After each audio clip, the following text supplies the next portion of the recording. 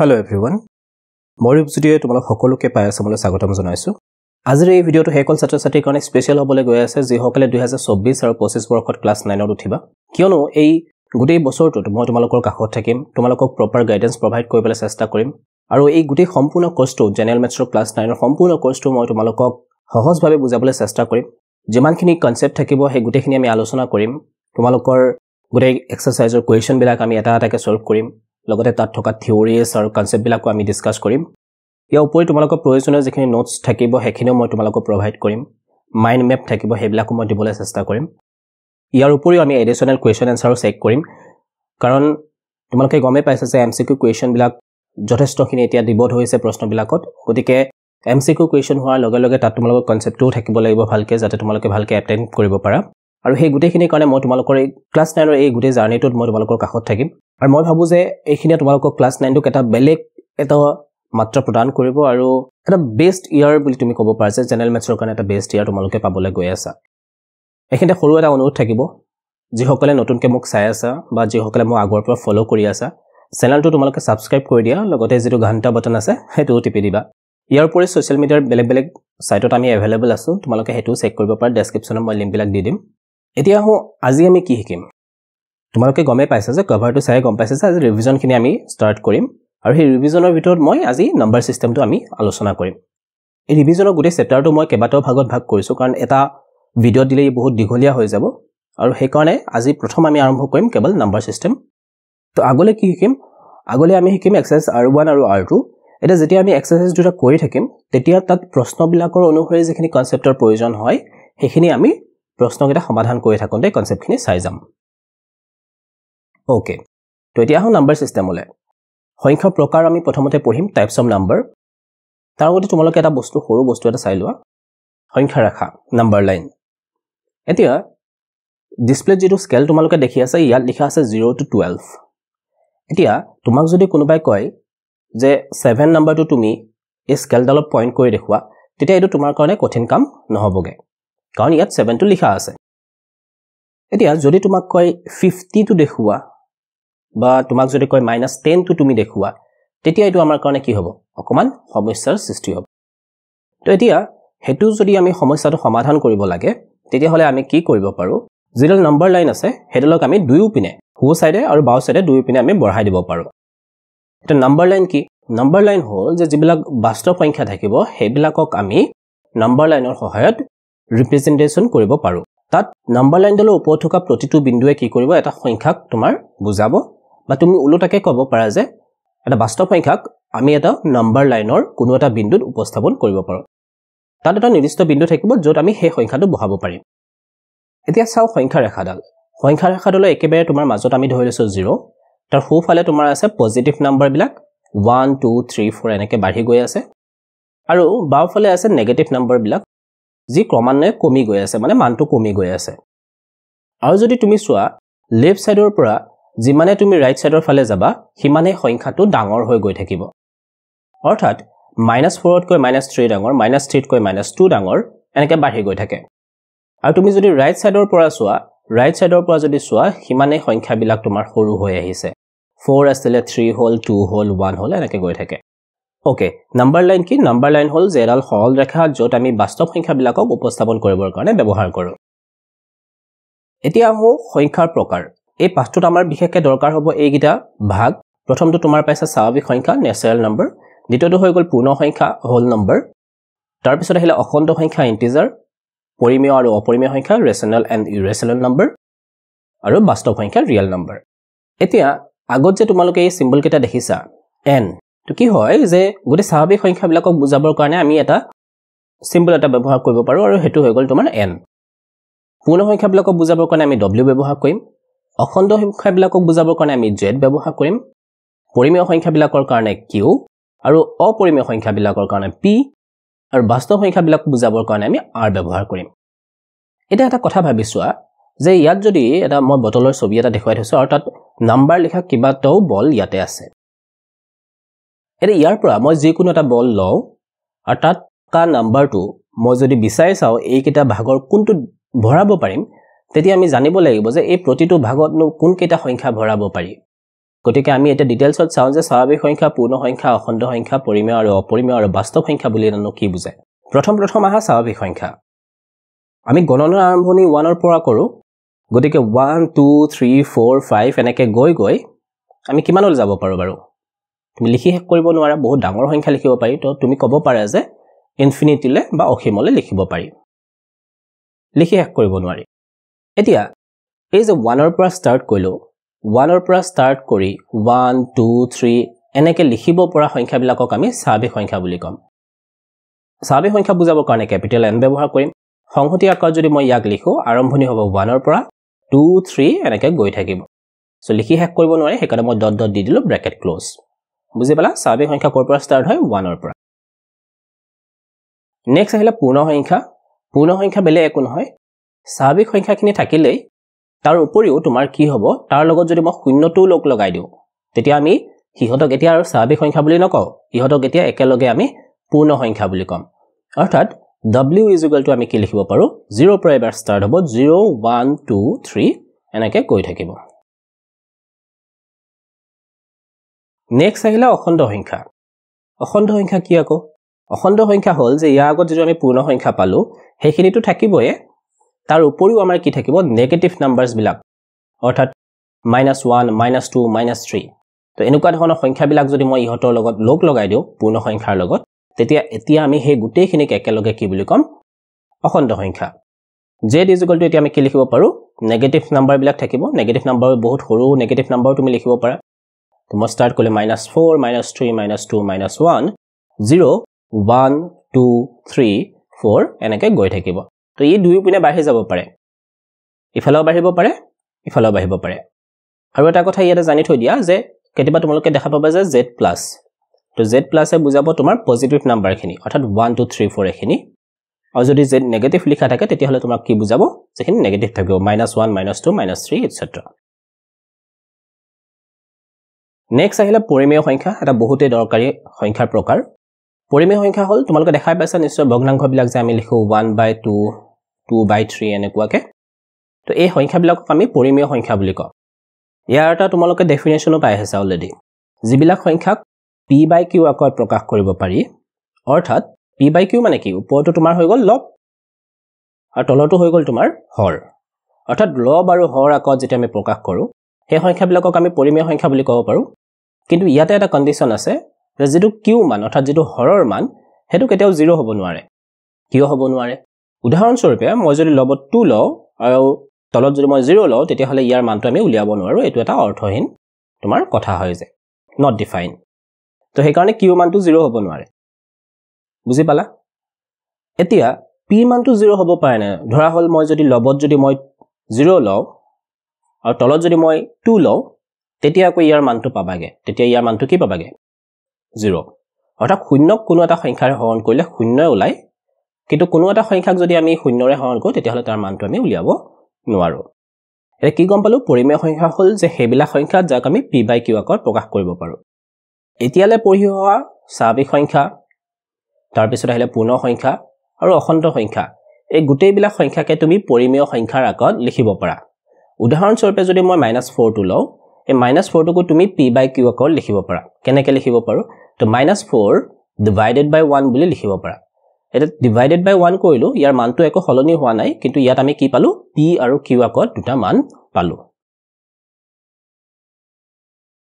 পৰিমেয় সংখ্যাৰ পিছতে আহিলে অপৰিমেয় সংখ্যা মনত ৰাখাত একেবাৰে সহজ ইয়াৰ আগতত আমি পাইছিলো যিবিলাক সংখ্যাক p/q আকাৰত প্ৰকাশ কৰিব পাৰি হেবিলাকক আমি পৰিমেয় বুলি কওঁ আৰু যেতিয়া তুমি কবা যে যিবিলাক সংখ্যাক p/q আকাৰত প্ৰকাশ কৰিব নোৱাৰি হেবিলাক তোমাৰ হ'ব কি অপৰিমেয় সংখ্যা এটা যেহেতু মোৰ চেনেলটোৰ নামও হৈ গল পাই আছাম আৰু পাই আছাম ৰখাৰ যেটো তোমালোকে ক'ব পাইছে ইনস্পিৰেশন হেতু এই পাই সিম্বলটোৰ পৰা আহিছে অৰ্থাৎ এটা অপৰিমেয় সংখ্যা গতিকে অপৰিমেয় সংখ্যাবিলাকৰ ক্ষেত্ৰত কি হয় এটা যদি আমি পাই মানটো চাও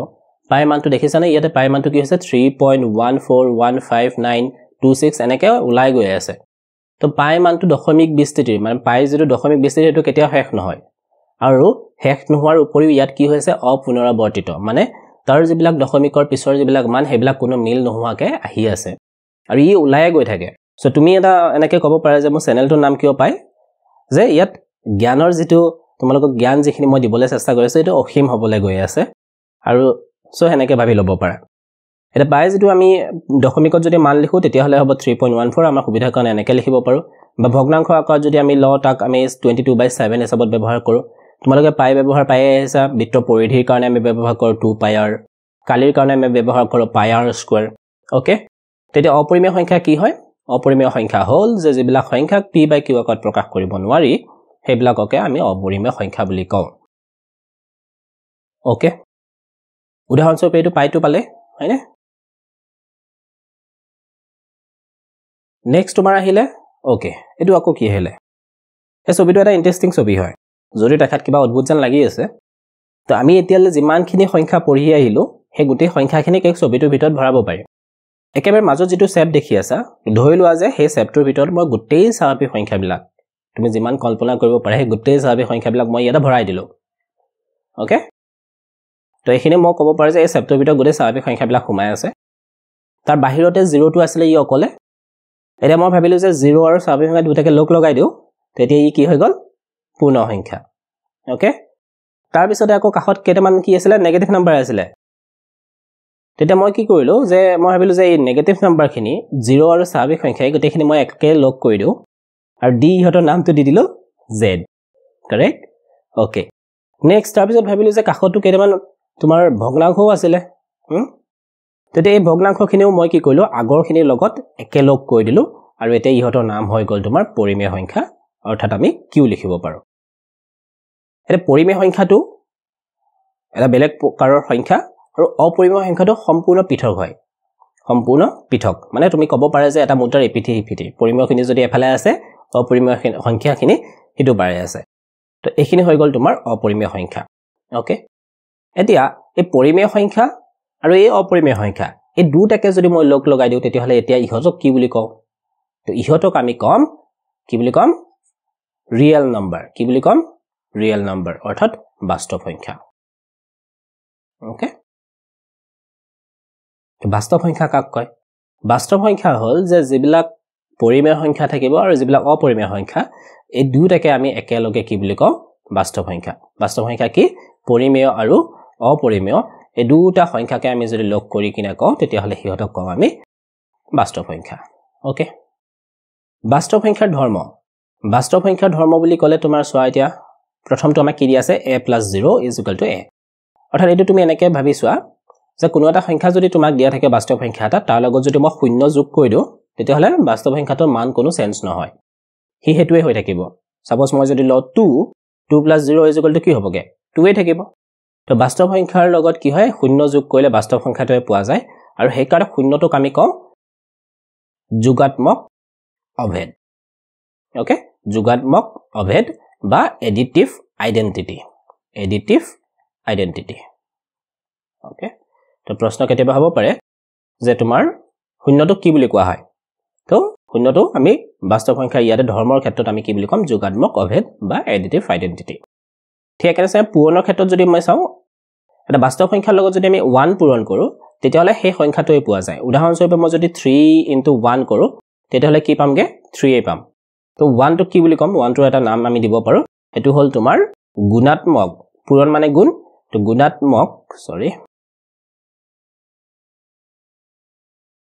গুণাত্মক অভেদ বা multiplicative identity okay next to এটো একে হয় a + 0 কৰিলে যেটো হ'ব 0 + a কৰিলে একে ওলাব a - 0 = a হ'ব কিন্তু 0 - a = কি হ'বগে তোমাৰ -a দুই নম্বৰ যিখিনি দিয়া আছে এখিনি তোমাৰ ক্ৰম বিনিময় বিধি দিয়া আছে a + b = কি হ'বগে b + a উদাহৰণস্বৰূপে যদি মই চাও 2 + 3 কৰিলে কিমান হ'বগে 5 আৰু মই যদি ইহতৰ ক্ৰমটো হলনি কৰি লিখো 3 + 2 যদি মই কৰো তেতিয়াও কি পাম 5 পাম এটো যোগৰ ক্ষেত্ৰত হয় পূৰণৰ ক্ষেত্ৰতো তুমি কি পাবা একে পূৰণৰ ক্ষেত্ৰতো সাপোজ 2 * 3 যদি মই কৰো 6 পাম 3 * 2 কৰিলে কিমান পাম 6 এই পাম তো যোগ আৰু পূৰণৰ ক্ষেত্ৰতো ক্ৰম বিনিময় বিধি মানি চলে কিন্তু বিয়োগ আৰু তোমাৰ হৰণৰ ক্ষেত্ৰত বাস্তৱ সংখ্যাই ক্ৰম বিনিময় বিধি মানি নচলে ওকে কৰি চাব পাৰা তুমি নিজে কোনো দুটা বাস্তৱ সংখ্যা লবা বিয়োগ কৰি চাবা আৰু এবাৰ হৰণ কৰি চাবা দুটা একে হয় নেকি ওকে বিয়োগ কৰি কিনেও চাব পাৰা হৰণ কৰি চাব পাৰা নেক্সট আহিলে তোমাৰ সহযোগ বিধি সহযোগ বিধিও কি হয় তোমাৰ যোগ আৰু পূৰণৰ ক্ষেত্ৰত যোগ আৰু পূৰণৰ ক্ষেত্ৰতহে সম্ভৱ হ'ব হৰণ আৰু বিয়োগৰ ক্ষেত্ৰত কি নহয় ই সম্ভৱ নহয় হৈ গল সহযোগ বিধিত কি কৈছে a + b + c = কি লিখিব পাৰো a + b + c পূৰণৰ ক্ষেত্ৰটো হেতুৱে হ'ব a * b * c = a * b * c তোমালোকে এখিনি প্ৰমাণ কৰি চাব পাৰা a b c ৰ মান যিকোনো বাস্তৱ সংখ্যা লবা লৈ কৰি চাব পাৰা লেফট হ্যান্ড সাইড আৰু ৰাইট হ্যান্ড সাইড লৈ কিনে তাৰ পিছত আহিলে বিতৰণ বিধিত কি কৈছে a * b + c যেটো আমি পৃথক পৃথককে কি লিখিব পাৰো a * b + a * c বা এনেকৈ থাকিব পাৰে a + b * c তেতিয়াও একেই হ'ব a * c + b * c right আৰু এই কথাটো অকমান আগত মই কৈ আহিলো 0 কোনো এটা বাস্তৱ সংখ্যাৰ হৰণ কৰিলে তাৰ মানটো 0 ওলাব কিন্তু বাস্তৱ সংখ্যা এটাক যদি মই 0 ৰে হৰণ কৰো এটো নিৰৰ্থক হয় নেক্সট তোমাৰ আহিলে এটা যিকোনো বাস্তৱ সংখ্যা এৰ ক্ষেত্ৰত পূৰণ প্ৰক্ৰিয়াক সূচক বিধিৰে প্ৰকাশ কৰিব পাৰি এটা উদাহৰণ স্বৰূপে তুমি চোৱা এটা বাস্তৱ সংখ্যা যেনিবা a আছিল তাৰ লগত যদি মই আকৌ a পূৰণ কৰি দিও তেতিয়া হলে ইয়াক আমি এনেকৈ লিখিব পাৰো a স্কয়াৰ বৰ্গ হৈ গল এটা বাস্তৱ সংখ্যা a আছিল তাক যদি মই তিনিবাৰ পূৰণ কৰো a * a তেতিয়া আমি ইয়াক কেনেকৈ লিখিব পাৰো a³ অৰ্থাৎ ই ঘন এনেকৈ যদি a টো আমি n বাৰ পূৰণ কৰো তেতিয়া হলে আমি এটো কি লিখিব পাৰো a⁴n বুলি লিখিম নেক্সট তুমি চোৱা a⁴n কি বুজায় a⁴n বুজায় a এর ঘাত কি হয় n হয় a এর ঘাত কি n a⁴n যদি আমি লিখো এটো n ঘাত হৈ আছে a ওকে n টো কি বুলি কয় যদি তুমি খুদে তেতিয়া তুমি কবা যে n টো হৈ গল a⁴n ৰ তোমাৰ সূচক আৰু a টো তোমাৰ কি হয় ভূমি এটোক আমি কওঁ ভূমি তলৰটো ভূমি ওপৰটো হৈ গল ঘাত সূচকৰ বিধি কেটা মনত ৰাখিব লাগিব এগিটা আছিল তোমাৰ a⁴m * a⁴n যদি হয় তেতিয়া হলে আমি কি লিখিব পাৰো পূৰণৰ ক্ষেত্ৰত a⁴m + n অৰ্থাৎ ইহতৰ বেস দুটা একে আছিল a বেস আছিল ইয়াতো a বেস আছিল যদি বেস দুটা একে হয় তেতিয়া হলে এই বেসটোৱে লিখিম কিন্তু উপ সূচক দুটা যোগ কৰি দিম m + n হৈ গল হৰণৰ ক্ষেত্ৰত বেস দুটা একে a বেস হৈ আছে ইয়াতো a বেস হৈ আছে যেটো হৰণ কৰি আছো ইয়াৰ সূচক এটা মাইনাস হৈ যাব m - n a⁴m - n a⁴0 ইয়াৰ মানটো 1 হয় a⁻n যদি হয় তেতিয়া হলে আমি ইয়াক লিখিব পাৰো 1/a⁴n a⁴m⁴n যদি হয় এই সূচক কেটা আমি কি কৰি দিম পূৰণ কৰি দিম তেতিয়া আমি কি লিখিব পাৰো a⁴m * n বা আমি হলনি কৰি n টো ভিতৰটো আনিব পাৰো m টো বাহিৰত লৈ যাব পাৰো ওকে এনেকৈ লিখিব পাৰো আকৌ কেতিয়াবা তুমি এনেকৈ পাবা a b দুটা সংখ্যা পূৰণ হৈ আছে a * b m যদি হৈ আছে তেটো তাক আমি পৃথকে লিখিব পাৰো a⁴m * b⁴m তিনিটা থাকিলেও একে নিচিনাই হ'ব নেক্সট তোমাৰ 7 টো চোৱা a/b m যদি হয় তেতিয়া হল ইয়াটো আমি পৃথক কৰি লিখিব পাৰো a⁴m / b⁴m নাম্বাৰ 8 টো চোৱা a/b এবাৰ কি দি আছে m/n তো তেতিয়া আমি এনেকৈ লিখিব পাৰো a/b 1/n * m কাৰণ এই যে m/n আছে m/n টো তুমি এনেকৈও লিখিব পাৰা m/n টো আমি 1/n * m এনেকৈও লিখিব পাৰো নাম্বাৰ 9 টো চোৱা a/b -n দিয়া আছে তো কি হল -n দিলে কি হৈ থাকিব তোমাৰ যদি +n কৰিব বিচাৰিছা তেতিয়া হলে বেলেগ একো কৰিব নালাগে যেটো ভগ্নাংশ তোমাৰ আছিল এই ভগ্নাংশটো উলুটা কৰি লিখি দিয়া b/a⁴n এটা ইহতক আমি পৃথকে লিখিব পাৰো b⁴n হৈ যাব /a⁴n okay thank U everyone তোমালোক আকৌ অনুৰোধ কৰো যে যদি চেনেলটো তোমালোকে ভাবিছা যে তোমালোকৰ কাৰণে হেল্পফুল হ'ব এই গোটেই জাৰ্নিটোত তেতিয়া হলে সাবস্ক্ৰাইব কৰা আৰু আশা কৰো যে এই গোটেই বছৰটো তোমালোকৰ কাৰণে এটা ভাল বছৰ হওক আৰু যিমানখিনি পাৰো মই যিমানখিনি সম্ভৱ হয় তোমালোকক এই বছৰটো তোমালোকক হেল্প কৰিম okay thank you once again